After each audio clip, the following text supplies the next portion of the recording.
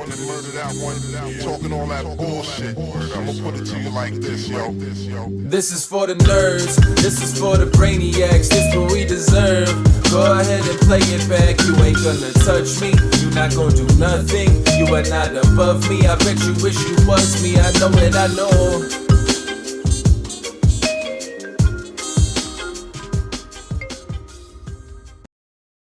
What is poppin', everybody?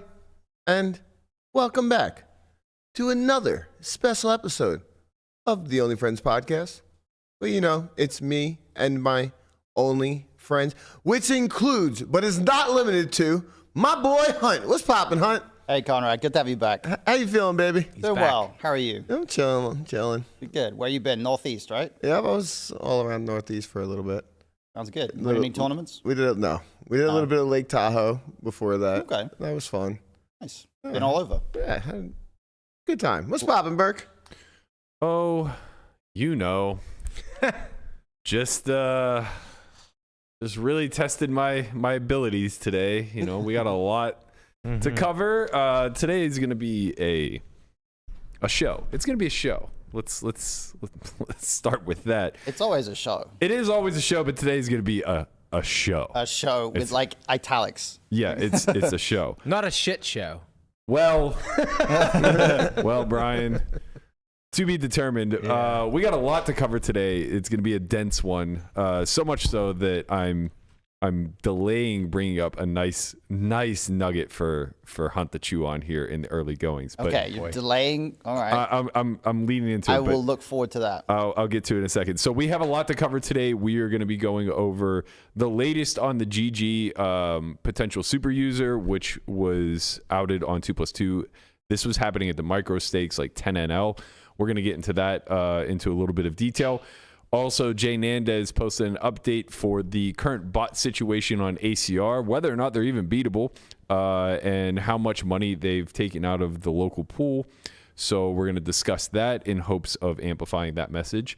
Also, huge social media wave over the last like 36 hours or so with this Phenom poker app. What the fuck is it? We're going to get into it a little bit. I've been DMing back and forth with what I believe to be is the founder. Not sure. So I'm going to discuss a little of Could be just some random guy. We don't know. That would be incredible. It's just Bill. Honestly, if it was just like a random dude named John that was like not equipped to answer any questions, that would be remarkable. Just a troll impersonating the guy that you think you're talking to. Yeah, really would be great. And then finally, we're going to wrap today's show with a big chunk of strat chat. Hunt put out a fire tweet the other day. Oh, I love it. GTO versus exploitative and why both matter. So we're going to dig in deep to that. But before we do, I want to remind you guys that we are happy to be involved with WPT Global again. I'm going to be heading to Montreal next week for a meetup game. So that will be taking place on January 31st. You can come hang out with myself, Xuan Liu, and John Van Fleet, a.k.a. Ape Styles, the man himself. We're going to be playing, I believe, a little 1-3 no limit, 1-2, whatever they spread up there. Canadian. So effectively, we're playing, tiddlywinks, as far as I'm concerned.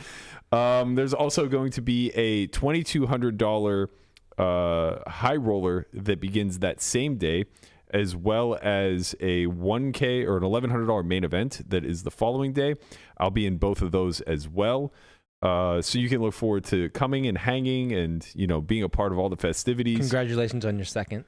Yeah, thank you. We don't win tournaments around here, okay? Don't want to change the public perception at all. A couple promos that you guys should be aware of is there's a 3K last longer on 2 of the key winter classic events. The 200K guarantee event number 3, this is a $350 mystery bounty with 11 start days and times. So you can see that here on the schedule. The person who lasts the longest in that will earn $3,000. There are some qualifiers for the last longer. You must create a new WPT Global account, make a deposit, minimum $20 in January or February of 2024, or have a minimum account balance of $500 USD. And I believe that applies to people who already have a WPT Global account. Finally, you have to wear a WPT Global patch, which will be provided on site during the entire tournament. The other event that will be offering this 3K last longer is the 500K guarantee, event number 13. That's an 11:50 main event with 3 start days. Again, you can see that here on the schedule. So just remember, you just got to get patched up and make sure that you have an account whenever you're there playing. And, it's just all free money at that point. Download the WPT Global app to play in daily satellites and win your seat into the main event for as little as $9.95. You can find the link to that in the description below, or you can hit hashtag WPT Global in the chat for that link yourself. Otherwise, I'll see you in the cold. Mm-hmm. I look like you're already ready for it. Yeah. Bro, this Vegas weather, man. I have a question about Montreal. Do they play with the French deck of cards in Montreal? No. Okay. It's different? It is. It is. 10 years ago or so, I played in France, and I looked down. I sat down and played the first hand, looked down, 6 of spades, and a V on a card. And I was like, that's a jack. It's a jack, right? Yeah, it's Roi, Dame, geez. Valet instead of King, Queen, Jack. And it took me a couple minutes, like, shit, what's King, Queen, and Jack in French? And I figured it out, but like the first hand, it was V6 of spades. I was like, what the hell is that? And I had to actually look at the picture. Everybody knew. I assumed they did because I was like, what? But like, I had to look at the picture on the card to be like, okay, I think that's a jack. It's not King 6. I'm gonna fold. That's amazing. Really funny. Canada is still an an English-speaking nation outside of Montreal. So yeah, I just wasn't sure about Quebec. That's all. I've been to the playground once before. I fired like 8 or 9 bullets into their 5K WPT. I think I remember when that happened. I did not make day 2. Oh man, that was such a miserable experience. That was not because of the place or anything. It was just me. I was just like internally so miserable. Well, you fired 9 bullets and just playing a 45K. Yeah. AK, you were playing Canadian. a tournament. It's like, okay, so it's like a 36K or something. You've never played a 36K hunt? Come on. Get off your soapbox. Don't act all high and mighty here. That's true. I shouldn't talk. But yeah, to give you the little nugget to chew on, we don't even have time for this, but it's just too good to not talk about with you here. Have you heard what the WWE has done? It depends. They've sold Monday Night Raw to Netflix. Yes. Yeah. Yes, it's now going to be a live event. Mm-hmm. I assume still on Mondays, but to be determined, I guess. On It's Netflix. now just WWE Raw. Yeah. Right? Right. And they sold it for, I think, $2 billion. I thought it was more than that. I thought it was 5. It might have been $5 billion. I thought it was Once 5 hit billion. billion, I stopped listening. Well, I read about it, and what the deal is like it's not just the show that they sold. It's all like outside of the US, basically all of their programming is going to be on Netflix in every country that Netflix operates in. So Wide reach. yeah, so in the US they have like Peacock or whatever that shows a lot of their stuff. Well, Peacock owns USA. Right. And so they have USA Network. They have Yeah. basically it's like spread out across a bunch of networks and stuff, but everywhere in the world that gets Netflix is now going to get all WWE programming. Well, I think there's a caveat to that. So the way I understood it, if you haven't already, please like, subscribe, smash that bell. The way that I understood it was that everything was basically being escalated up a level from all of those widespread networks. So I believe SmackDown was previously on Fox. It was on, it changes around a lot. It was on a non-Peacock network. Right, it was on Fox, yeah. Okay, so the way I understand it is they're now transitioning that to the Peacock network, and it's going to be on USA. Okay. And then everything that was previously on Peacock is moving to Netflix. That makes sense. I'm not positive of this. I'm basing it off of like a 3-minute conversation I heard on Pat McAfee's show. Okay. Yeah, I think it's something along those lines. I don't know exactly, but it's interesting. I haven't watched WWE in a while, but it's interesting for sure. How much is the WWE worth? A lot. Oh, yeah. If they just sold this for one show for this amount. I'll find it. Yeah, I can't remember how much they were sold to when the UFC company like bought them out, but like, or when they had the merger, but it's a lot. It's like one of the biggest sports companies for sure. Well, it's got to be worth a hell of a lot more now. I would expect so, yeah. Because the current, oh no. What have you done? What have you done? That's okay. It was a small setback. The current Google search has it at not very much. Really? 1.35 billion. That's of 2022. That's definitely not right. It's got to be worth a multiple. Cannot be of that. right. They get paid $60 million a show for the Saudi Arabia shows that they do. So like, if the company's getting paid $60 million for one show in Saudi Arabia, Well, they also just sold for like $5 billion. Exactly. To Like, Netflix. they cannot possibly be All right, only guys. worth So on 1.3 October billion. 19th, 2023, it says that they were worth 9.58. That sounds a little- That sounds a little bit more realistic. It sounds a little bit. I think I was thinking it's like probably 20. Yeah, it's probably approaching 20 at this point because they also signed another deal during all of this that I'm not entirely sure what it was, but I think it had something to do with the Saudi, like the Saudi wrestling tour, whatever the fuck they're creating there. The Saudi thing is crazy. The Saudi royal family just, I guess they were really into wrestling like 30 years ago because they just decided to throw money at them to bring out like all the old wrestlers who've retired and do shows in Saudi Arabia. Like I heard a story about one of them requested that they wanted to bring in Yokozuna for a show, and they didn't know that he was dead. Yeah, right? they didn't know that he was dead. Oh my God. John Lennon's wife? What's that? Nice. But yeah, like they were like requesting these wrestlers, and Vince McMahon had to be like, he's dead. No, he's dead. He retired. Like I had a public feud with him, so he won't do anything for us now. Like all of this stuff that the Saudi guys were requesting. It was really funny. Yeah. So anyway, pretty wild. I wanted to bring that up while you were here. I know you're an avid fan.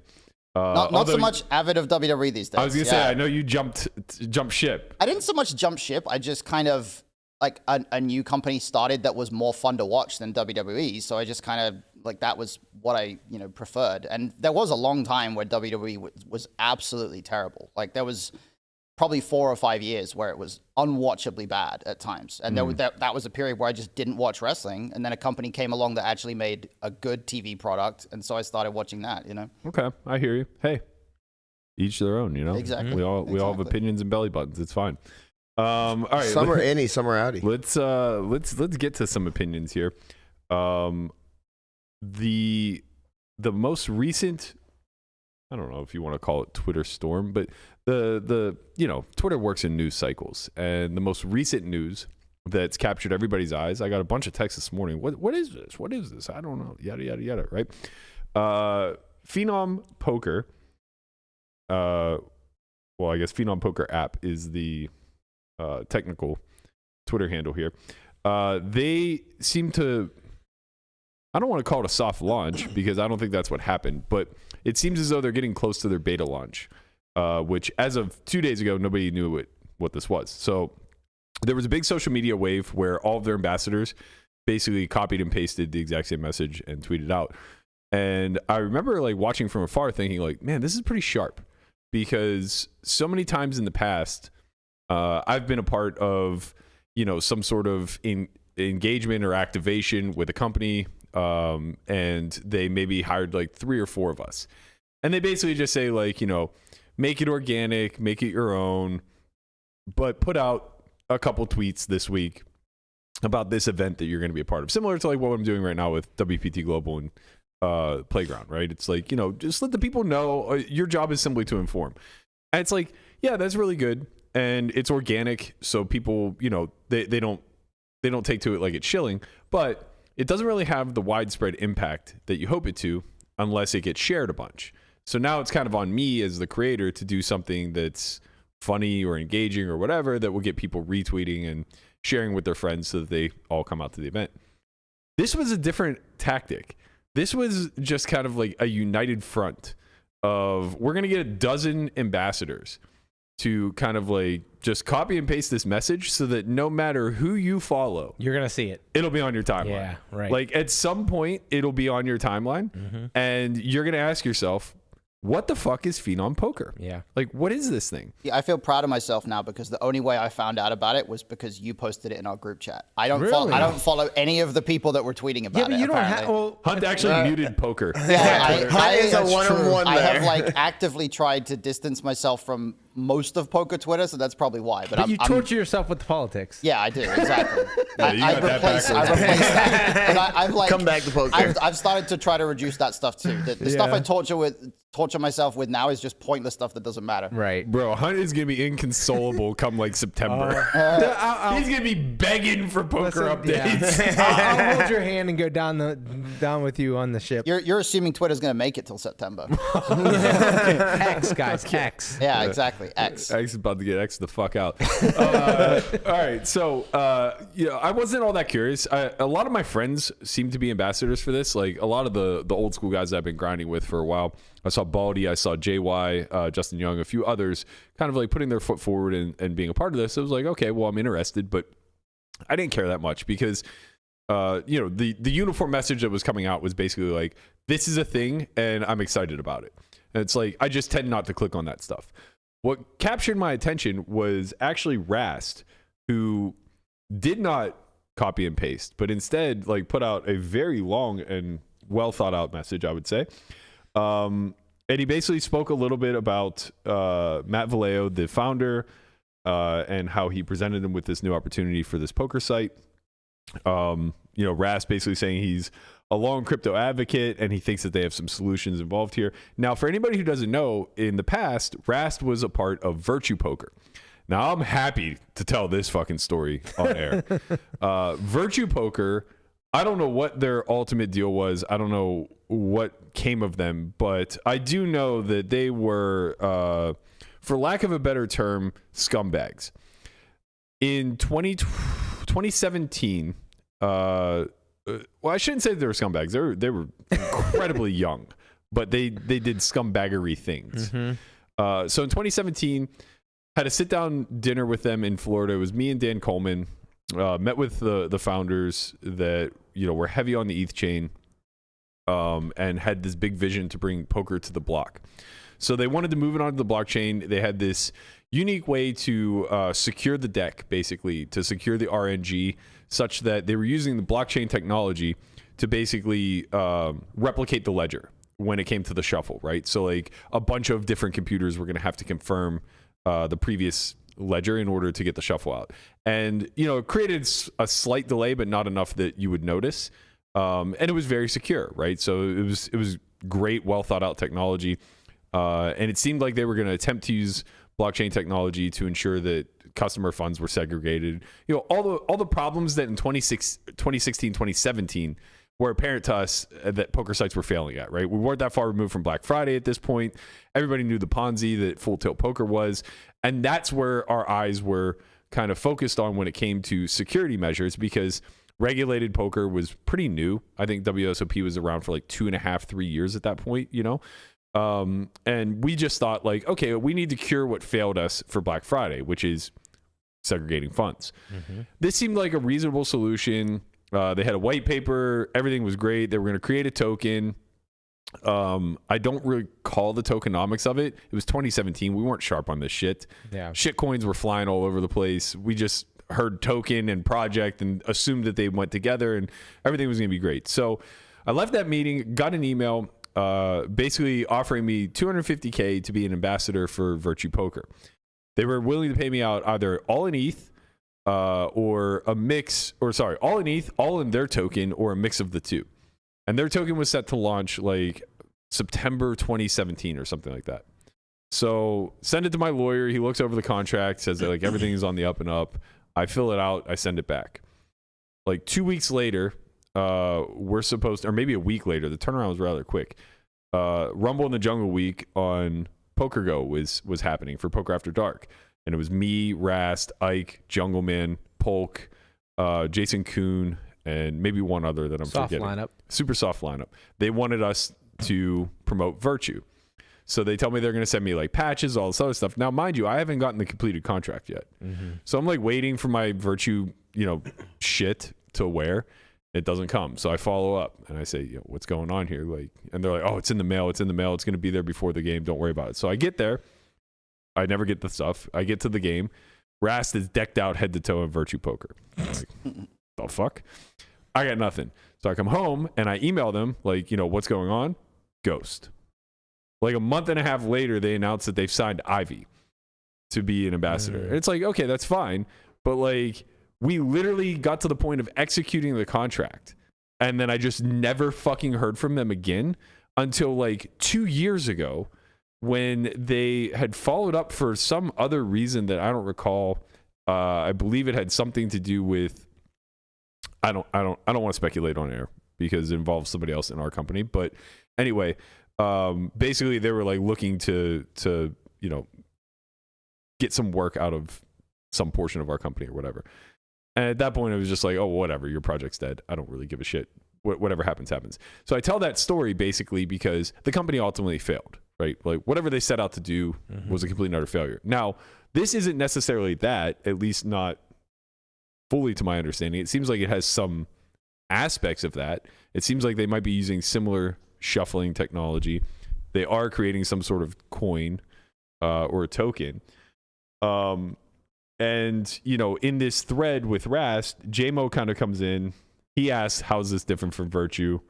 Rast gave a very lengthy reply. You guys are welcome to read if you want. But he basically just said, like, he feels like they're different projects with different things in mind. Eventually, this turned into a back and forth between JMO and I assume either the founder or whoever's doing PR for Phenom Poker, where they said basically Virtue was trying to be fully on chain. We're not. JMO kind of demonstrates like some things that he thinks is wrong with this. They have a back and forth, yada, yada, yada. So this led to me tweeting out something to the effect of like, I actually tweeted before I saw this thread. If I saw this thread first, I would have just ignored, I guess. Or not ignored, but like just read the thread instead. But I tweeted out something similar. Like I saw this and it was like, okay, well, how is this different than Virtue Poker? Can anybody explain? And they basically said like, feel free to slide into the DMs and I'll be happy to explain. So I did. Started DMing with them. We've had a pretty cordial back and forth for like the last day and a half. And I don't know what I can conclude from this. I really don't. I have so many questions that I feel like weren't answered in this blog post that they wrote. The best I can gather, it seems like they're trying to solve the problem of cheating online. So RTA, collusion, all of the main things that we're going to be talking about today, coincidentally enough. And it seems like they feel as though they have some sort of methodology to do that.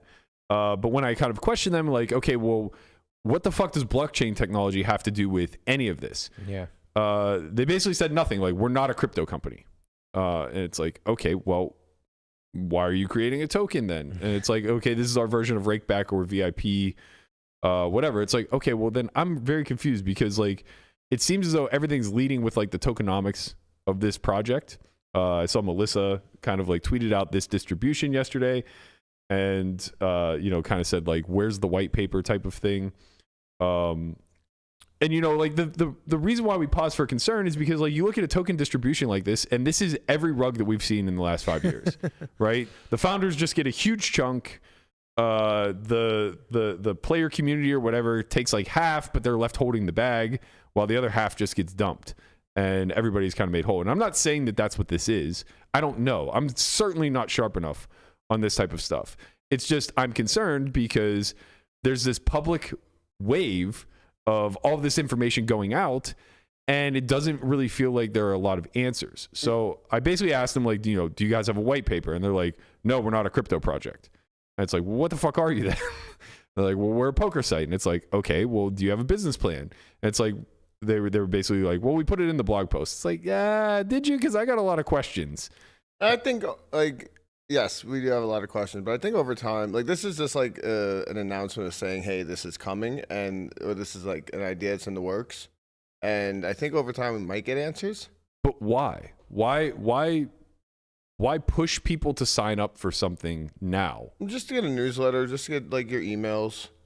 Like I just like everything, like any company that wants something on the startup, emails is the key. Yeah. Okay. So if you That's can fair. just like get a shitload of emails early and just They have Grow to from think there. though that, like, the poker community itself is We're very sensitive to this. very Yeah. sensitive and pretty sharp in the crypto, the cryptoverse, right? also Like, just so wants answers. you would just They're think, not a crypto company. I know they're not a crypto, well, but there's crypto involved. So, like, obviously, when you put this out, you're just going to have tons of people, yourself included, who are going to have many, many questions. Yep. And you would think that they would want to have those answers soon as they Preloaded. preloaded once Yep. they put this out.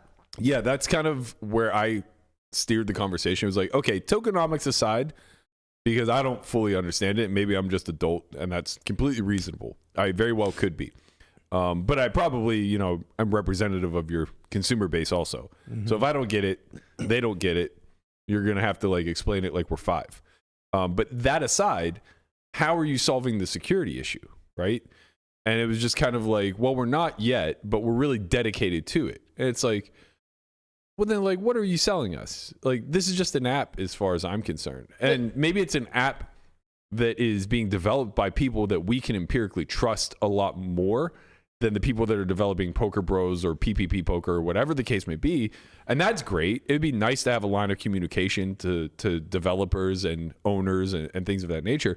But I guess my bigger take is, like, if you feel like you have an upper hand to solve RTA, to solve collusion, to solve the problems that plague online poker that, you know, these billion-dollar companies are failing at, sell it.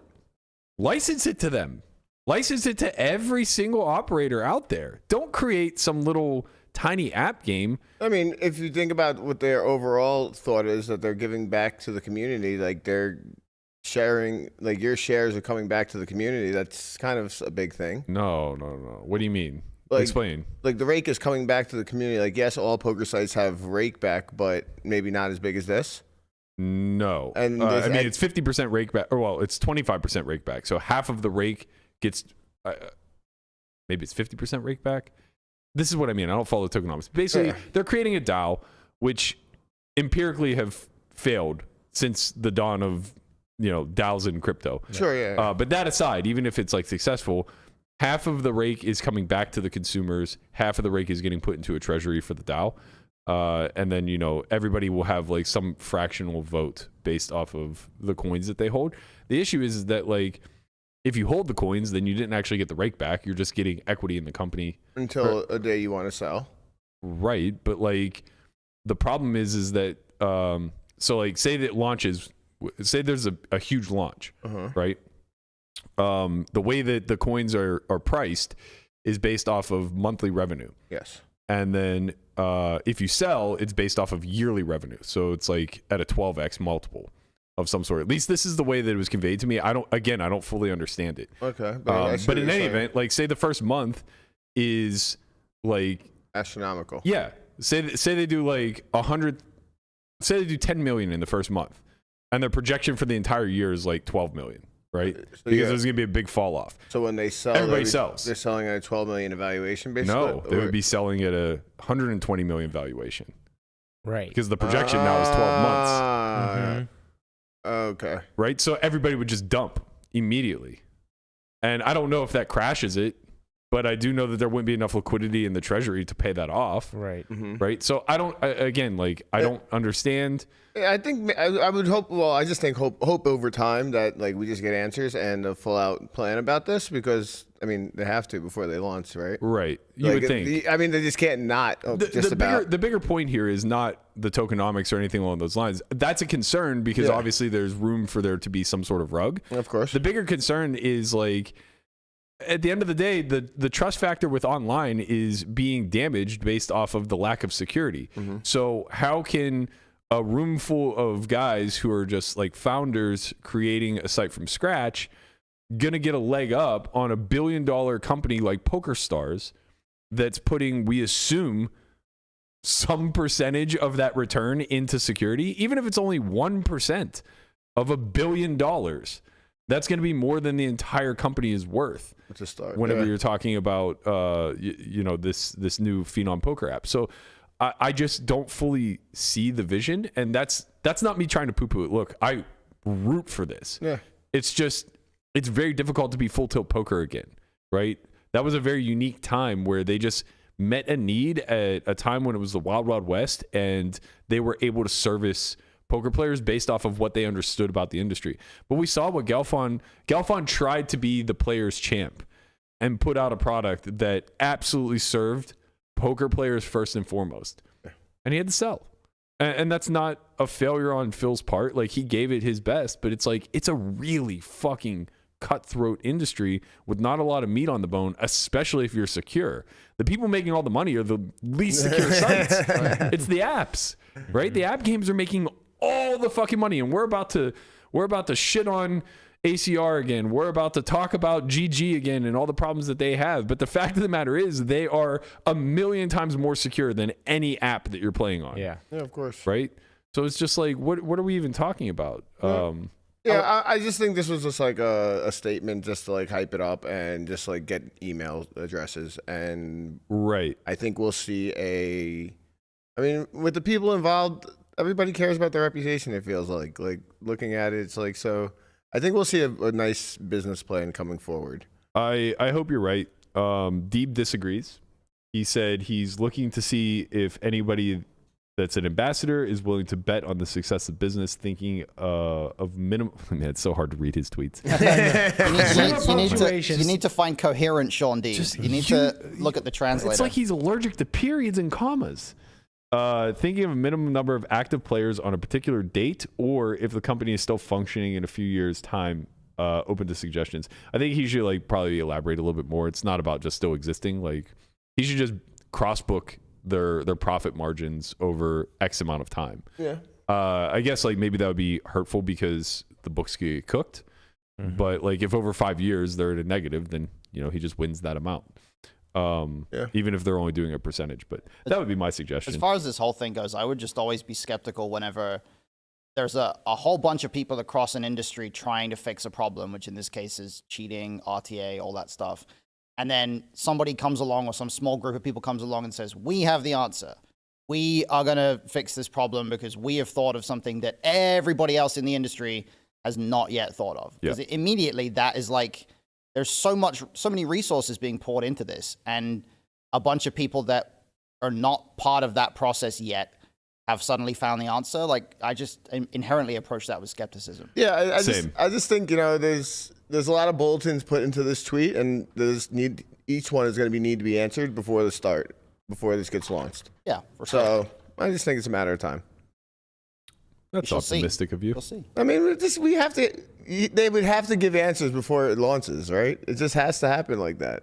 Theoretically. Yeah. Well, they don't have to do anything, Conrad. Yes, that's true. I mean, like, they can just fail. With my conversation back and forth with whoever's DMing me, it's like they're very confident that the information they've put out right now is adequate, and I just like strongly disagree. And if from my opinion, my vantage point, it's like this is very premature.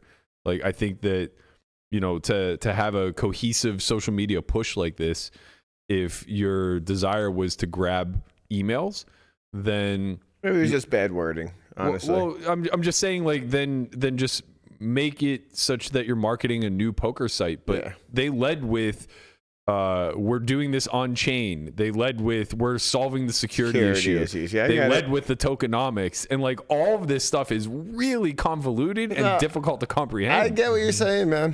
I agree. I'm not disagreeing with you. Conrad's just trying to be an ambassador. Listen, guys, I'm not disagreeing. Conrad wants that $250,000 check. I'm not disagreeing with you guys. I'm just saying, let's give them some time. Let me let you on a little secret. When they ask you to pay in tokens, fucking say no. All I was thinking about was like, how much is $250,000 of ETH back in 2016 worth now? $300 a coin. Oh my god! So 7x. Yeah. 8x. Oh my god! And at peak, like double that. Mm-hmm. I'll take ETH. To be fair, if I had gotten, I asked to be paid in ETH. If I had gotten it, I would have sold half of it like almost immediately because I didn't know anything. It could have went to zero. Yeah. And it's like I'll just take 100K. Yeah. And then I probably would have held a lot of it. Yeah. Yeah, 100K in ETH in 2017. That'd be kind of nice right now. Fuck you, Virtue. The irony in that name. Yeah. All right, let's talk a little bit more about GG and the latest. So this is something that had been floating around in the back channels for a few days. They wanted to be sure that all this was on the up and up, but it finally did hit the 2+2 airwaves on yesterday. Actually, yesterday morning was the first time that I was. I do love the due diligence that the community does, where like I just get tagged and everything now. I'll get like 4 or 5 DMs. Did you see this? It's like, man, you guys make my life so easy. You always talk about like waking up in the morning and having all these texts about something. I just can't help but think that your phone overnight is like the most active phone in all of poker. I feel like Adam Scheffner, you know? It's just like, I don't know who that is, but okay. Well, he's the... I don't know who Adam Schefter is, says by nobody that lives in Adam America. Scheffner? I mean, he shouldn't. He doesn't I know. know. Yeah, he I definitely know. Shouldn't Anybody know. outside of like that doesn't follow football doesn't know. him. Tell me who it is, and I'll tell you if it's reasonable if I don't know who they are. It's reasonable that you don't know. Right. Okay, He's it's an definitely NFL reasonable. reporter who Well, like I don't know fucking anything about the right. NFL. He gets like the inside scoop of everything that's going on. I barely know the team names, let alone the fucking reporters. Right. he Like, always come has on. the breaking news of whether a person's gonna be whether they're gonna start or not, if they're injured, all these different. Tell me who the soccer reporters on the Premier League are, and, There you and, go. know, like I'll tell you who the NFL reporters The are. dude with long red hair. I think that's- Alexi Lalas. yes, oh my absolutely. god, he is the least knowledgeable person about soccer. But he does it. Yeah, he does. But I literally cannot watch any game that he's talking about because he's so stupid. Oh, so he's the Ian Rappaport of it. He's Just kidding, Ian. terrible. He's so bad. Oh, yeah, because Ian's listening at home. He might be. You never know. You just never know who's listening, man. I found that out the other day. You just never know. That's true. The only reason Hunt even knows who Pat McAfee is because he's an announcer on WWE sometimes. Honestly, I knew who he was before that because of you. Like, Oh, yeah, that's fair. I found out who he was because of you, and then he came to wrestling. I was like, oh, this guy's wrestling now? Okay. Yeah. All right. So anyway, getting back to the GG stuff, it looks as though another potential super user has been sussed out, and this one looks a little bit different. So effectively, this is happening at micro stakes, and it's between 2 accounts: Gemini 2 at 10NL and Lamborghini 2 at 10NL. The original poster says, I suspect these 2 accounts belong to the same person. Both accounts quickly accumulate 500 to 600 big blinds in a short period of time with a VPIP over 75 and then immediately leave the table. They just play at one table. They consistently attempt to play the full board. Upon observing their played hands, it became evident that there was something unusual. I am uncertain about how to fully utilize online resources, but with further research, you'll see the anomalies. And this is where they like bring the graph up. Let me see if I can zoom in That on is a this. suspicious looking graph. Yeah. Especially, they said it plays over 75% VPIP. 77.9%. I guess it's small hand samples, but Very, like very that, small, yeah. that graph is suspicious as hell. Humans don't play like that over small samples. Right. So, Unless they can see the cards. Well, yeah. yeah. So obviously this felt very much like a super user thing.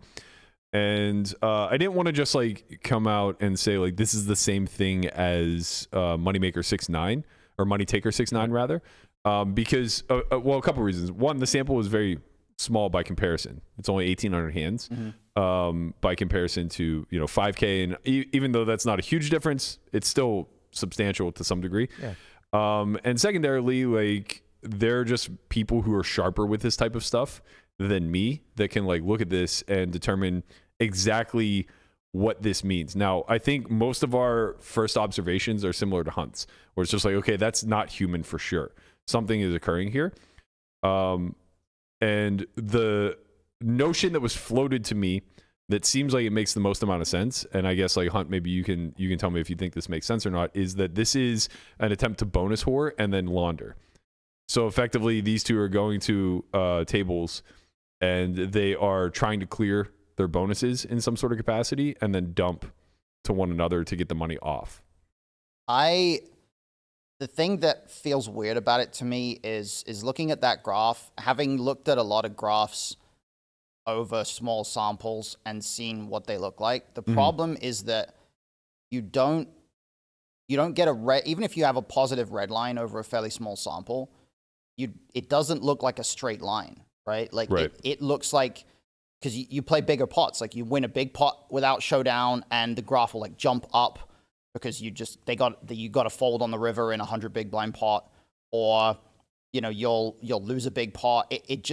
It looks suspicious to me because that player playing a 75% VPIP did not play any big pots. Like they just didn't. There's no big jumps or big drops in the graph, and that feels really sketchy to me, because even if you're out there trying to like just play for bonuses or something, or you're playing 75% VPIP for some other reason, you're going to end up playing bigger pots, right? Like, you're going to end up playing pots where you get all in. Like, this almost feels like this player didn't even, like, get all in when they have the best hand. You know, they didn't even, like, flop a set and just barrel off and get called. Like, it's really weird to me that a player would be able to actually win over any sample with a graph that looks like this, because they just only played small pots. That's what's really weird and suspicious to me about it. Yeah, so what my understanding was, or what was explained to me, was that these two players were sitting together, and they were basically just like colluding together to just play heads up pots against one another, as far as I understand. And so they were basically just It's trading the same person pots on two different computers at the same time. Yes. Okay. That's my understanding of it. I don't know how accurate that is. And they were just trading small pots. Correct. And they weren't even really like playing the hands they were dealt at all, because that kind of would make sense. Yeah, as far as I understand, it was just an attempt to build pots to clear their bonuses or whatever, and then launder the money. I didn't realize that was the suggestion, because that does make a little more sense. I don't know exactly how I guess the bonuses work, but usually isn't it you get a percentage of the rake that you generate back to clear your bonus? So like you're just still going to be losing to the rake anyway. No, because both of them are getting the same bonus. But you only get the bonus for the rake right, that they you both generate, right? Together they generate 100% of the rake.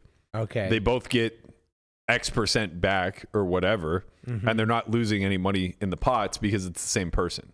Well, they're losing the rake. They're losing a fraction of the rake. Right. Right, but they're also clearing the bonus on top of it. It's not. I think you're thinking of like WSOP's version. Yeah, that's exactly what I was thinking. That's rake back. That's different. Oh, okay. These accounts probably already have rake back, but they're also clearing some sort of deposit bonus. Oh, okay. Which would be more than 100% of what the rake that they're creating. It should be, yeah. Like, you know, if you have $1,000 deposit bonus, that's why it's presumed that this is happening at micro stage. Gotcha. What's still weird to me about it, though, is assuming these players were playing at a table where there were also other players present, there should be situations if they're both trying to kind of generate pots where they're playing bigger pots and then they're kind of just swapping chips basically. Yep. And so on and so forth. There should be spots where like they're both involved in a pot, but someone else just has a big hand, and they lose. That neither of them wins the pot, right? There should be spots like that. And similarly, if they're doing this and the graph looks that way, it implies that they're not even paying any attention to the hands that they're dealt. That's what I was thinking. Because they're probably it's probably just formationally, right? They only play. Yeah, as soon as someone else gets in the hand, they just fold. Yeah. But then that what's weird to me about that is like that over some sort of sample of hands, there should be spots where someone else is involved in the hand, but you have aces and you're not going to just fold it, right? Like it feels weird to me that these players, both of them, seemingly were, even though they're bonus whoring, it seems like they're not even paying attention to the hands that they have. Like they're not even playing the game at all, right? Yeah. Which is weird because it's free money if you're doing this, but then you also get dealt aces sometimes. Yeah. You know? Yeah, it's kind of interesting because their stats are effectively identical. They both won about $800. Their win rate is, you know, roughly 450 to 500. Their expected EV is like within dollars of what they actually earned. Let me ask you a question. Right. Would it make sense if there was 3 more people at the table doing it, or 4 more bots? Yeah, I mean, but then you would see 4 more accounts that look like this, unless they were just like fold bots. Or bots might not even be the right word, just like fold accounts, I guess. Just shells of whatever. That would make more sense to me because it's so hard to artificially engineer this graph. Yeah. If there's other players who are actually trying to play, right? Like, because you're just going to get spots where one of them is involved in a hand and you can't do what you're trying to do. Well, let's examine it from the other perspective then, where we assume that this wasn't an attempt to clear bonuses or anything of that sort. How could this ever be generated otherwise? Because this still looks a little bit different than the money taker. That's what I'm confused about, right? Because even if you were super using, you would be in, there'd be spots where a big pot happens and you know that they have a bluff and you just jam the river and they fold, right? Like there would be big pots. This is what I'm baffled by here. Yeah, and it also the seems lack like of big pots. It seems like a lot of work for not a lot of money. Yeah, precisely. Yeah. Yeah, I think that lends credence to the bonus whoring aspect of it. Yeah. Like how much slash can laundering. I don't know how much you can make in bonuses, but it's not. You're not gonna like get rich. Well, if you can recycle this over and over, it's about how many accounts can you get? Can you get this to do? I mean, right? I think basically the idea that there's some kind of botting involved makes the most sense to me, because that would be the best explanation for why. Then you could just have it run and Yeah, just have and it would ignore it would be ignoring what whole cards it gets dealt, right? Because that's the thing that gets me. Is like if this is a human playing 10 NL to grind a bonus. If you just sit there and you get dealt aces, you're not just gonna like fold it because the bonus is more important. You're gonna play the hand, right? Like you're at a bare minimum, you're just gonna like jam pre-flop to take the pot down or something, or you're gonna do something. Yeah. But it very much seems like these accounts are not paying any attention to the whole cards they're dealt, which implies that they are bots. Yeah, and I think like the mirrored stats also kind of implies that in some sort of capacity. It's so hard for two humans to play the exact same way. Right, like almost everything is identical, right? 1,800 hands, 1,700 hands, winnings 837, 800, both at NL 10. Win with showdown frequency 41 to 44. VPIP 77.9, 77.3, PFR 23, 22.8, 3bet 13.9, 14.8. Like this is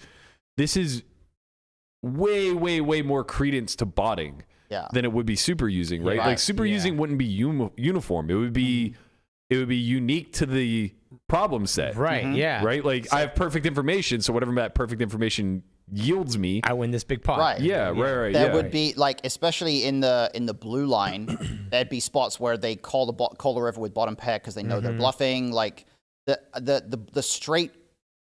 straight line blue line and straight line red line over a small sample.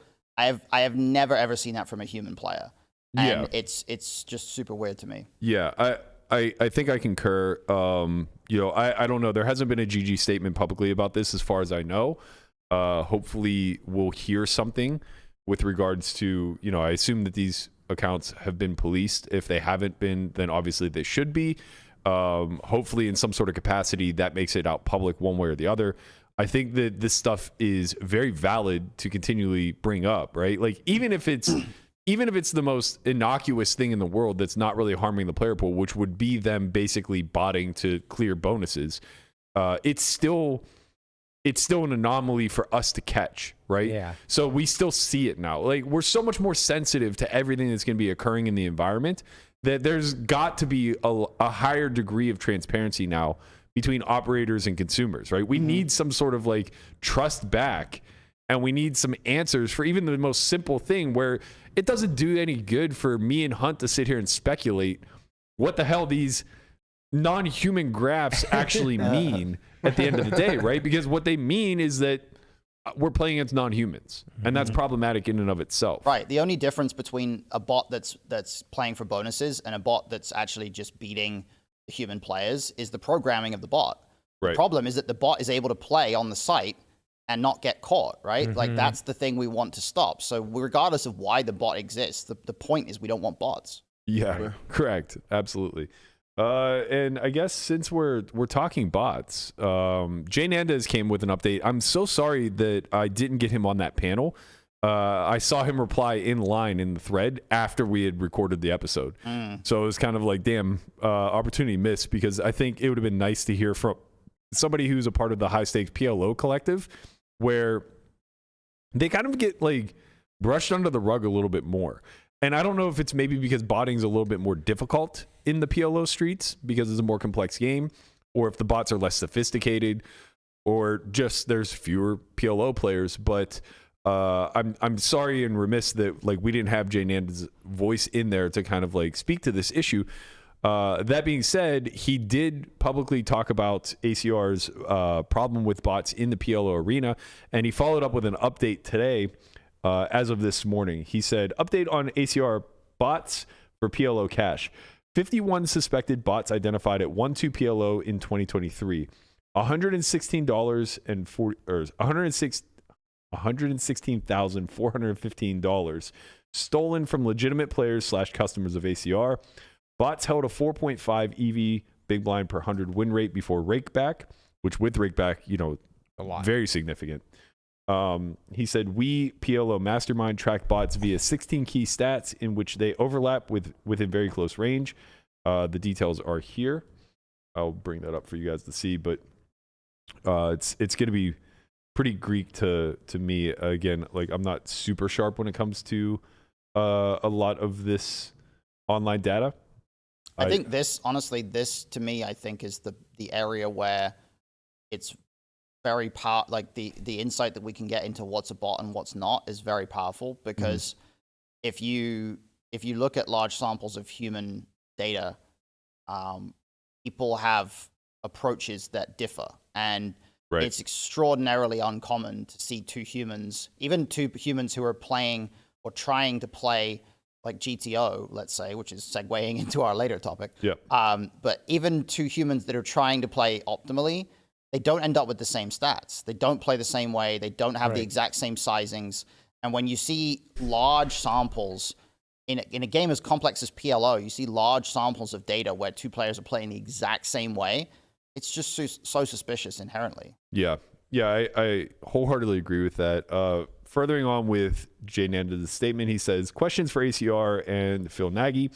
Will these bots get confirmed and removed? Will your players get compensated for the $116,415 which got taken away from them? Are country attributions returning to the platform? I'm pretty confident I know the answer to the third question, and that it's no, just from conversations I've had kind of behind the scenes. But yeah, it doesn't seem like they're going to be returning the country flags anytime soon. And it's weird because, like, you know, it shouldn't be that big of a deal. Like, you wouldn't think that knowing where someone is from is all that much of a tell, but it does seem like it's one of those self-reporting mechanisms where there's nothing that they can currently do. Oh, maybe... You want to laugh? There is a way to find out the country people are from. Go on. So Ben's actually posted this within the last month, I would say.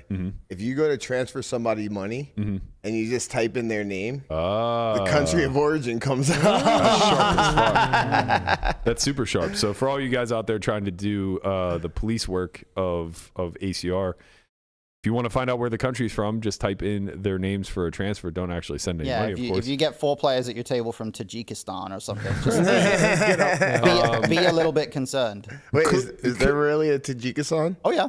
I needed to know. A man like Matt Hunt would be making up a country Exactly. like that. Well, just because I've never seen it, you know... Yeah. There's all sorts of stans out there. Yeah, I was gonna say to Conrad, to defend Conrad, it does sound made up. Yeah, I was like a stan. If I had said it, you absolutely could be sure that it was made up. You would have made one up. You wouldn't have said no. You would have said something. Tajikistan. What I would have done is take a known country like Tasmania, and I would have smashed it together with Stan. The irony is Tasmania is not a country.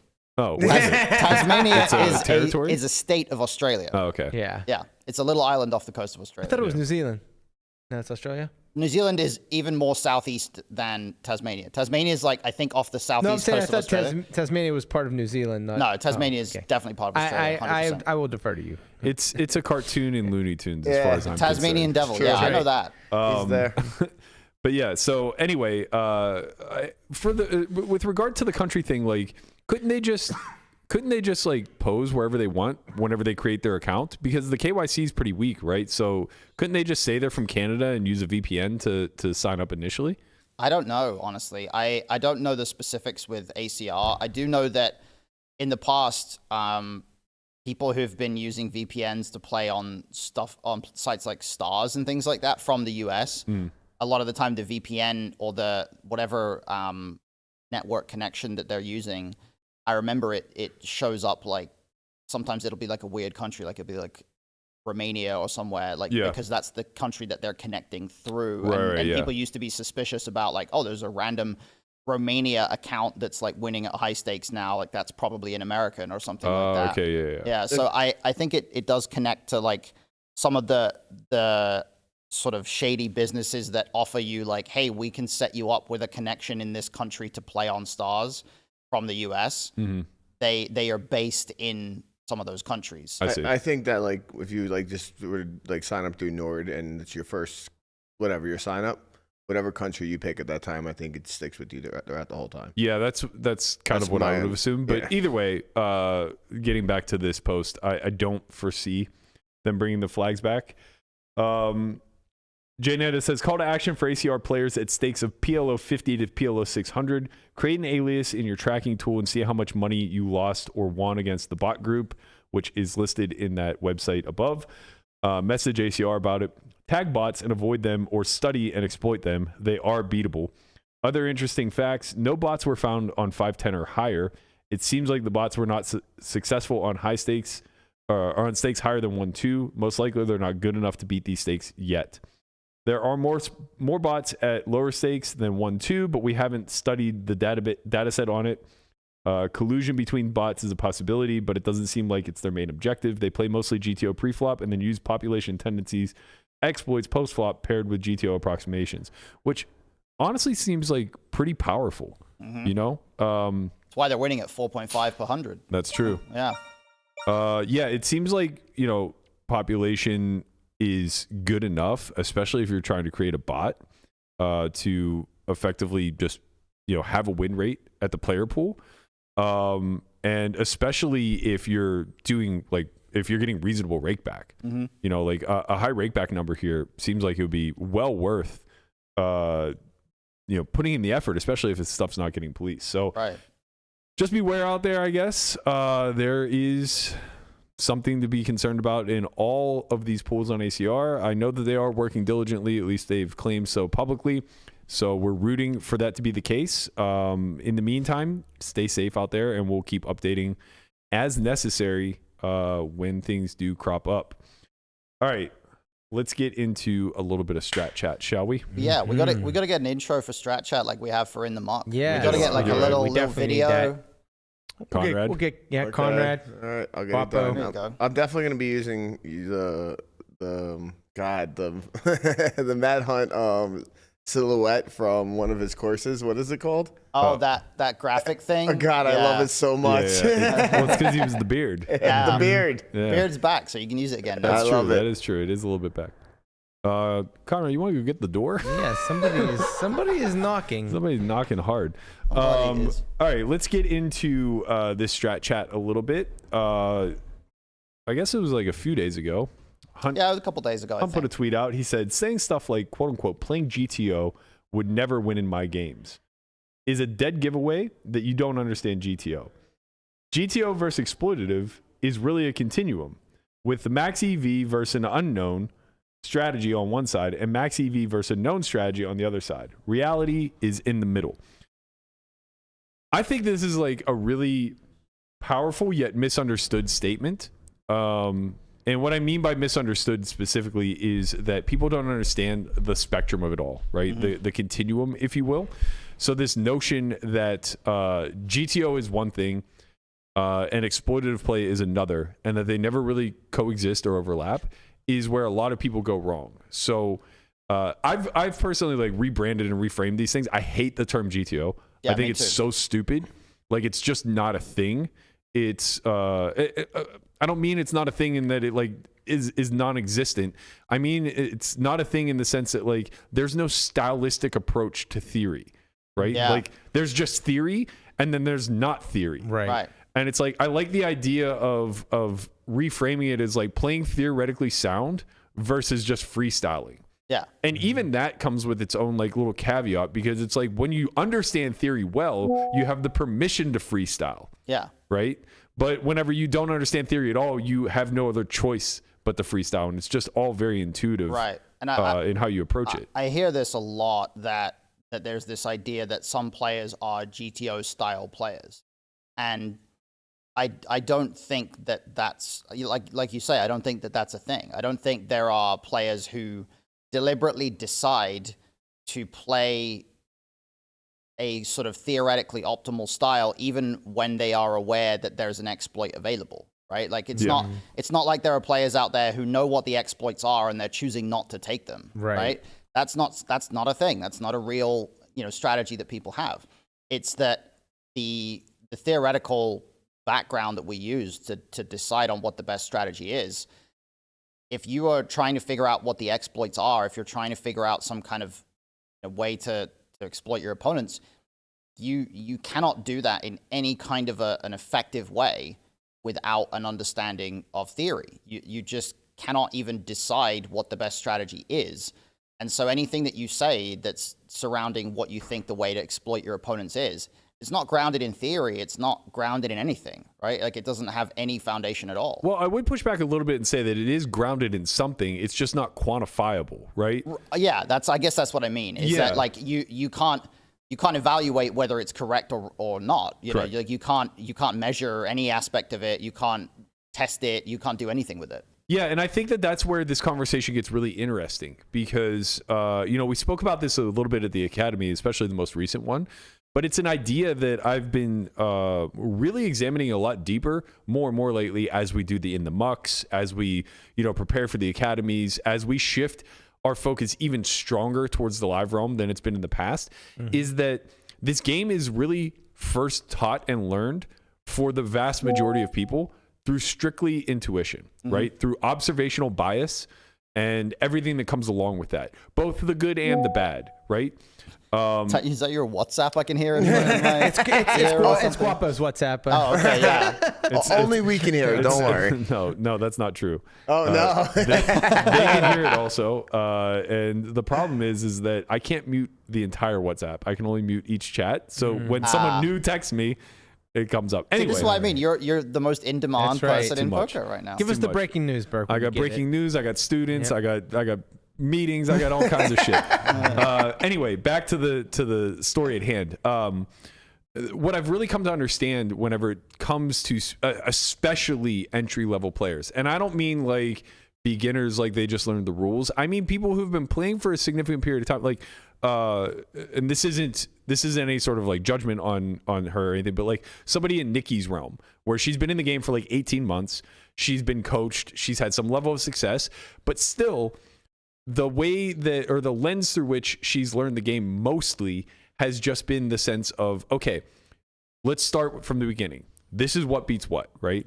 This is the entry point for every single human being who's ever played this game. The very first thing that they learn is quads are better than a full house. Full house are better than trips. Trips are better than two pair. Two pair is better than, you know what I mean? And so on down the line. There's no template like this for bluffing, but bluffing is such a massive part of this game whenever we start to examine it from the theoretical lens, right?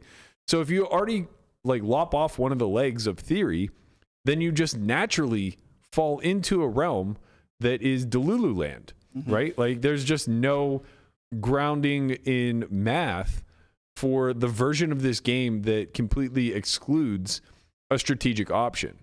And I want to speak to this more, and I have a question coming, Matt, I promise. But I want to speak to this more because I feel like this is the pain point of pretty much everybody who is in a position to want to get better, but is not landing when it comes to theory and having run thousands of sims.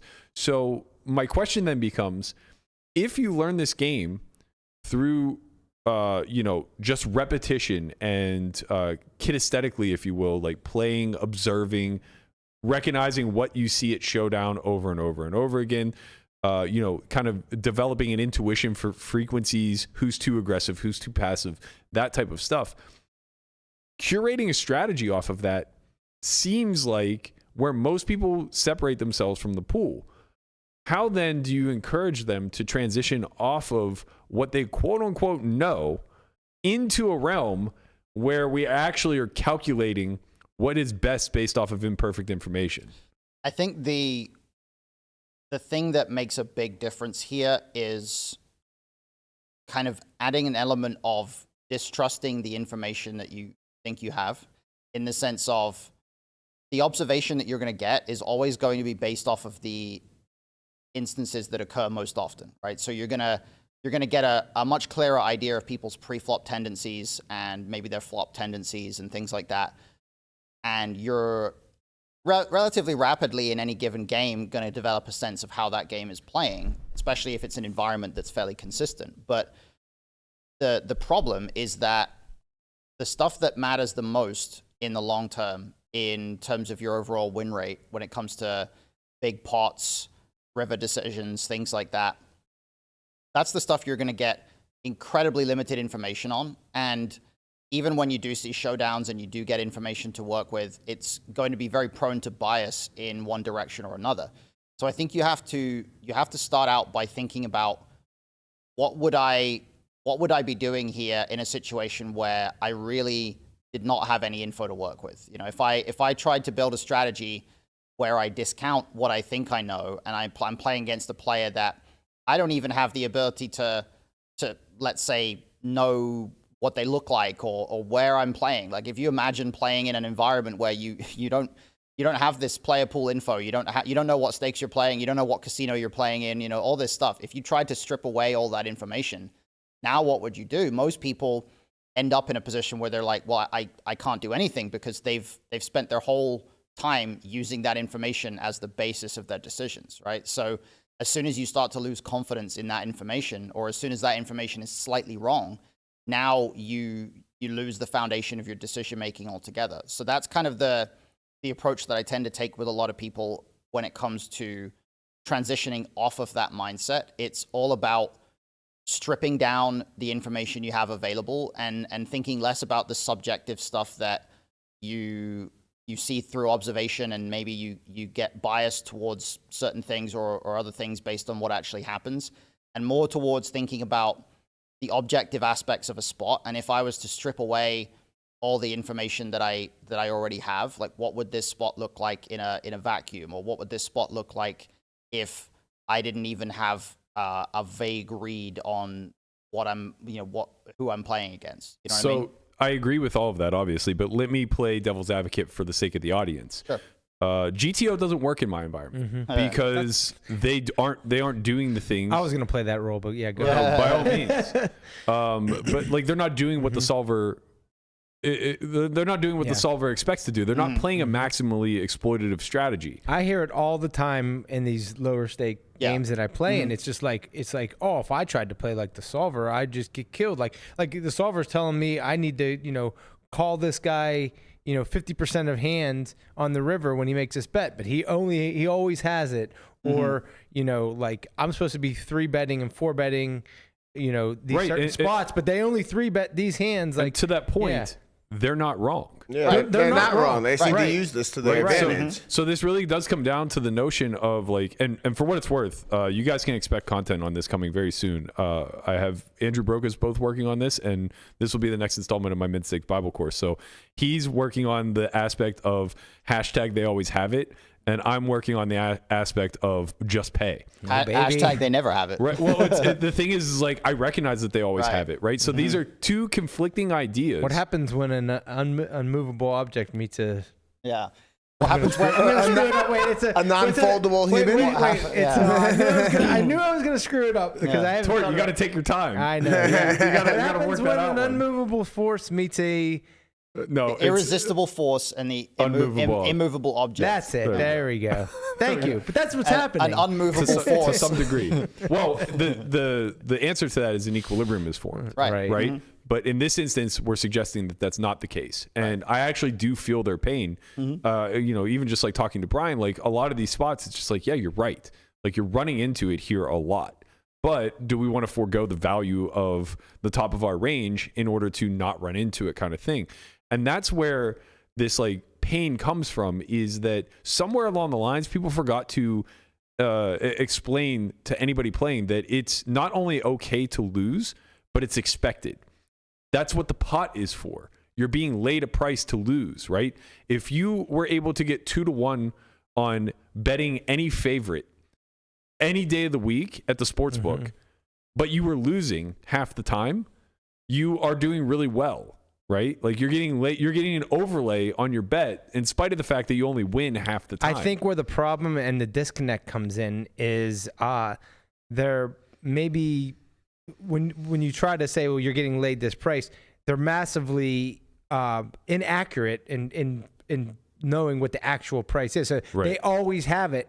So like if you're getting laid 3 or 4 to 1, they're saying they have it 98.9% of the time, where they need to be bluffing 20% of the time. Correct. And they're saying they're not bluffing 20% of the time. Right, yeah. Right. I also think the the other thing that gets overlooked really about, if you haven't spent a lot of time working with solvers and you start to think about how they work, or you're not experienced with them and you kind of have this external perspective on what they are, you end up ignoring the fact that they are a glorified calculator, and it's a question of input and output, right? So if you give a solver an input that says a player is playing a certain strategy on a previous street, solver is going to give you an output on the next street that reflects that. And if you're looking at the river and you're saying, well, the solver is telling me I have to call here, but my opponent doesn't have these hands, you're ignoring the fact that the solver is working with different inputs up to that node, right? The solver is working with a completely different set of parameters leading up to that point. And you obviously can create an input for a solver that replicates the actual inputs at the node that you're talking about. And if you do that, the solver will tell you to fold, right? Because the solver is a calculator that calculates max EV for your strategy. So if you're talking about, are the inputs in the solver different from the inputs in my game? The answer is yes. Right. But the reality is that the solver is not a tool for you to just look at it and purely focus on the output. You aren't looking at it just to try to replicate the output. You're looking at it to try to hone your ability to turn input into output. And I think that's the biggest disconnect people have Right. when they don't understand, GTO or whatever versus exploited play versus my live game. Right. Right. You can't, it's one, perfect, a machine playing perfectly against another machine playing perfectly. Yeah. Once you change one of those aspects, then everything else changes. Exactly. So what you're looking to do is you as a player, your logic, your processes that you use to make decisions, you're taking in inputs, you're taking in information about the environment, about how people play, about the parameters of a spot, and you're turning that into an output, which is a decision. And over time, you're trying to get more efficient at that. What you're not trying to do is look at an output from a completely different situation with a completely different set of inputs and replicate that. It's the equivalent of trying to learn, some other mathematical technique, trying to learn calculus or something like that, and just memorizing the outputs of a bunch of calculations other people did. You're not trying to do that. You're trying to learn how to do the math, how to do the calculations, except the math is so complex, you have to learn it through language. You can't just do it like long division where you just learn a technique and then you get the answer. So right? it would be if you once you understood how calculus works from top to bottom, once you change a variable here and there, you can understand how the output changes. It's like understanding the relationship between the inputs and the outputs is the essence of getting better at playing poker, really. Right. Because all you're really doing is you're honing that process and trying to make it more precise, creating more and more ways for your brain to shortcut its way to the math, to to be able to do the math in a way that doesn't require you to actually do the math, to develop heuristics and protocols that take away the need to actually calculate, what's the percentage of this or that or whatever, and get you pretty close to an accurate IEV decision as often as possible, translating that input into output. Yeah, I think like one of the great maybe mistakes or maybe services, it's difficult to say, that the community did was branding GTO, right? It could be a service because it could just prevent people from ever wanting to go down this rabbit hole and getting better, which in essence will preserve live poker forever. But it could be a disservice in the sense that people don't understand the actual working definitions of game theory and exploitative, and the fact that they are a part of the same Venn diagram, right? People describe exploitative play as somebody who is not adherent to theory. Freestyle, if you will. Yeah, and their entire purpose is to make the max exploit play against an opponent's strategy that they're quote-unquote clairvoyant over, right? That's what the working definition of exploitative is. When you have clairvoyance over a strategy, you now return to theory. You alter the variables such that you input the clairvoyance, and now you take the maximum EV line. Right. What's actually happening in practice is people are forced, due to a lack of fundamental knowledge and a lack of understanding of theory principles, they're forced now to take their own biases as law and build a strategy strictly around those biases. So what ends up happening is now they believe something to be true. They have to execute on that belief because they don't have anything else to defer to. And when they're wrong, they in turn get maximally exploitative or exploited. Yeah. So it's just there actually is an equilibrium being reached here to some degree, but nobody actually has any vision over it. And truthfully, what ends up happening is they just exchange EV back and forth at the top of ranges where they ultimately all break even. And then it comes down to who makes the larger mistake with the middle of range. Right. So whose assumptions are closer to true whenever you fall into that middle portion of range that in theory is actually supposed to be where the break even stuff takes place. Yeah. Right, exactly. And I also think that there's a strong element where people think that exploitative play is all about doing what your hand wants to do right now, right? And the problem with that is that ignores the reality that it's a multi-street game, because there's plenty of instances where you think about the game through the lens of what your hand wants to do right now, you're going to end up in a situation where once you do that, the next street becomes harder, right? So there's all kinds of examples of like, yeah, there's plenty of spots where your hand wants to bet really big to get a lot of money in the pot because your hand is pretty strong right now.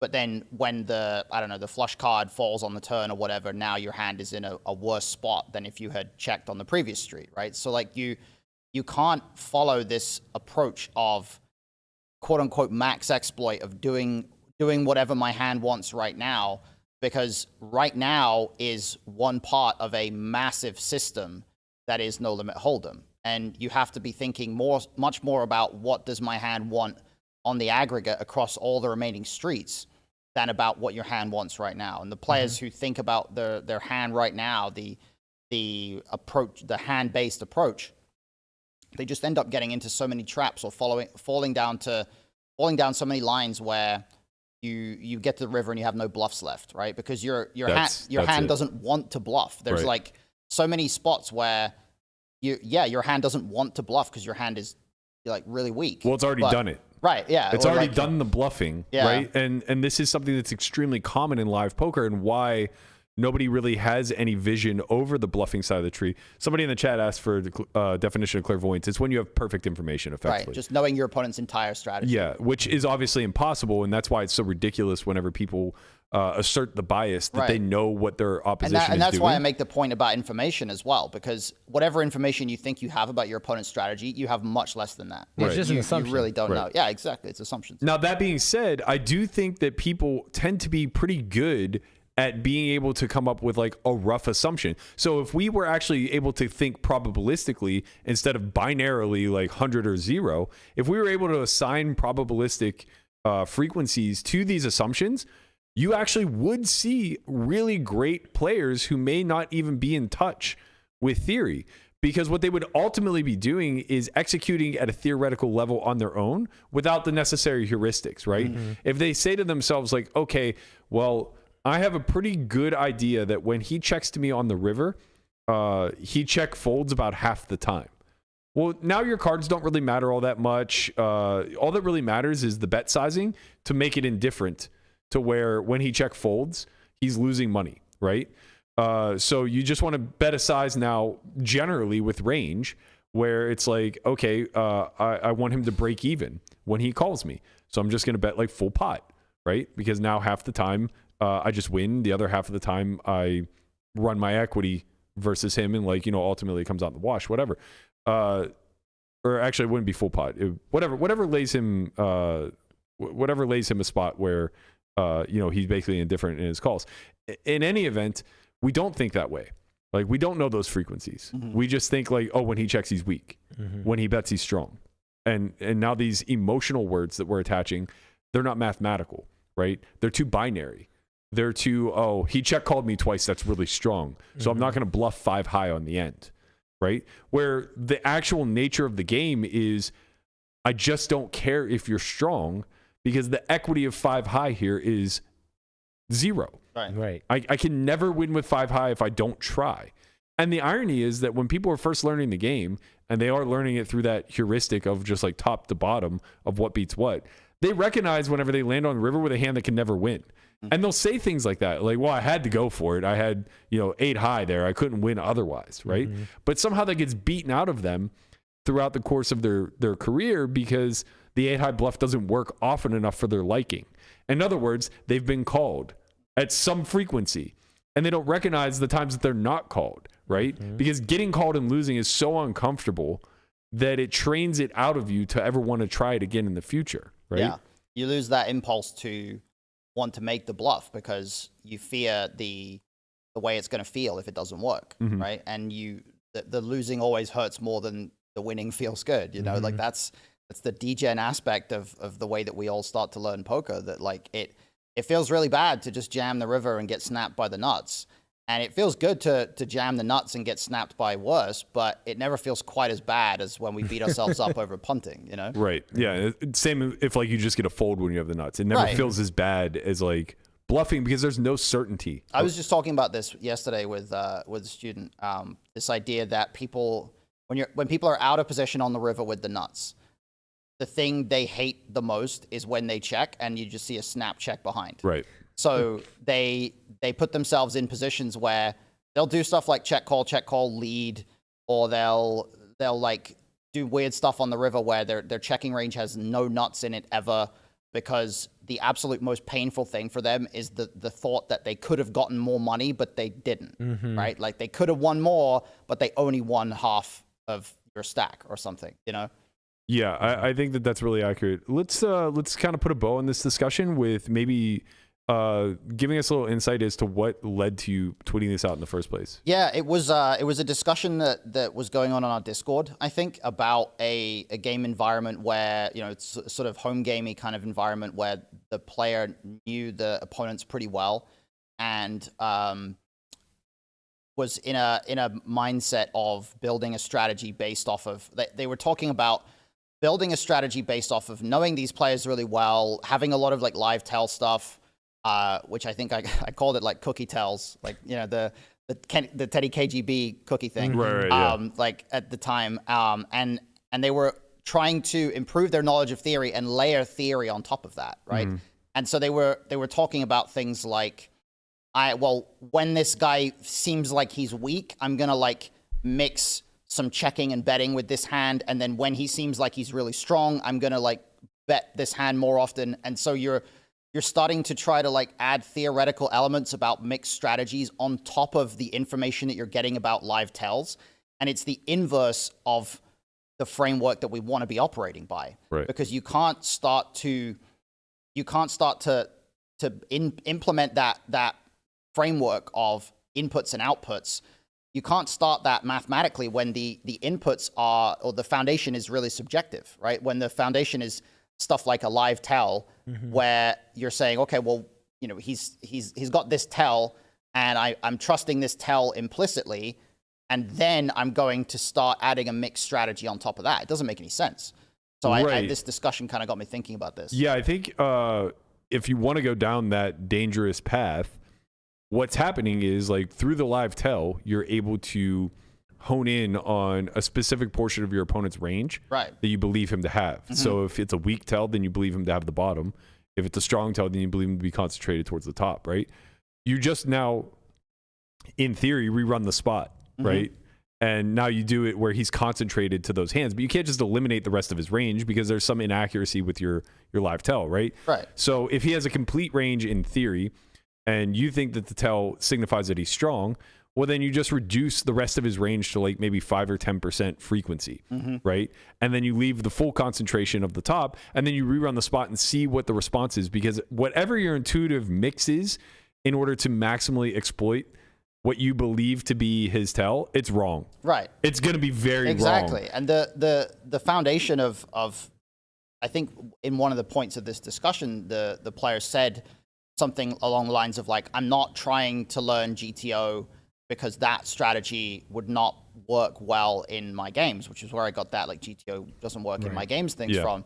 And I think the problem with that assumption is like, if you're saying that, if you programmed a bot to play GTO and put it in your game, it would not win. Right. And like it's an absurd statement because a bot would absolutely mash a game like that. Like there was a guy, I don't remember who it was. I wish I could remember, but it was like relatively high stakes pros, like a coach.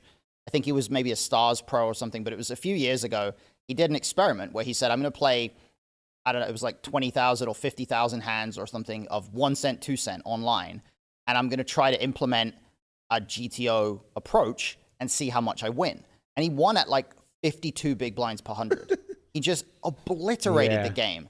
And it's not because GTO is exploiting that environment, because it's not. It's because that environment has so many inherent flaws in how people are approaching the game that even a baseline strategy will absolutely mash it. And of course, if you could teach a bot to exploit that environment, it would probably win double that. That's really the key point to hone in on there, I think, is that any strategy will just win in that environment. Yeah. So people convince themselves that their quote unquote exploitative strategy, which it's not even that, right? It's just a response to what they observe. Right. They've convinced themselves that that's winning the most. Yeah. When in reality, you have no clue, number one, and number two, it's not performing it's not necessarily outperforming what would be a theoretical strategy. The reason why people believe GTO, or I hate that label. The reason why people believe theory doesn't work at low limits is not because everybody else is a defector and they're just like doing things that disrupt the theory. It's because the amount of patience and discipline that's required to play theoretically sound in an environment that's offering you free EV doesn't seem appealing. And I can even speak to this because it applies to my games. Sure. Like, theoretically speaking, cold calling 3-bets is a really rare occurrence. But in my environment, it's really profitable if you have post-flop edge when you're super deep, because you get to leverage position, you get to leverage your stack depth, you get to leverage a range of hands that is very unknown to your opposition. And if you're sharp, you can actually create situations where like you're able to trap, which, you know, I told a hand on air where I got in 75,000 pre with aces just because I cold called a 3-bet. Yeah. Right. And got queens to stack off in a scenario where like, if I 4-bet, this just doesn't occur. Right. And I think the other part of it as well is that the people are accustomed in a certain game environment. You're accustomed to seeing certain types of situations play out. And a lot of the time it's going to be when the big confrontations happen. What happens in a quote unquote GTO environment or a theoretical environment is a lot of the EV is exchanged in stuff that, or in lines or in circumstances that in a practical environment will actually not take place at all. So for example, the EV will be exchanged when someone takes a line where it goes check, check, flop, and then they bet small on the turn, they get raised, they 3-bet the turn, like weird stuff like that doesn't really happen in practice. At some frequency, it's supposed to happen in GTO. And they're hypothetically, if players in this environment were taking those lines, there would be a lot of EV available to take in those lines, to capture in those lines. But because it never happens, it's like a 0% frequency that someone's going to take a certain line in a certain environment. You never get to see exactly how profitable it may or may not be. Right. So it's like a self-perpetuating thing where the equilibrium in that environment, like there's certain things that are supposed to be part of a good strategy that are you never see. So you never get to see how much they actually work and how much money they print. Yeah, I think all that's very well stated. We're going to put a bow on this discussion. It's one that will certainly come up again. There's a lot more to delve into here, but I think that this is a great way to kind of scratch the surface and maybe disprove some misconceptions that are out there. Maybe that's the next show, right? Like, what are the largest misconceptions about game theory versus exploitative play? I think we can go pretty deep down that rabbit hole. But in any event, thank you guys so much for tuning in. I hope you appreciated today's show. It was a deep dive into all things online and live poker. Don't forget that we do have a new episode of Poker Out Loud up on the site for those of you who are members. For those of you who aren't, what the fuck are you waiting for?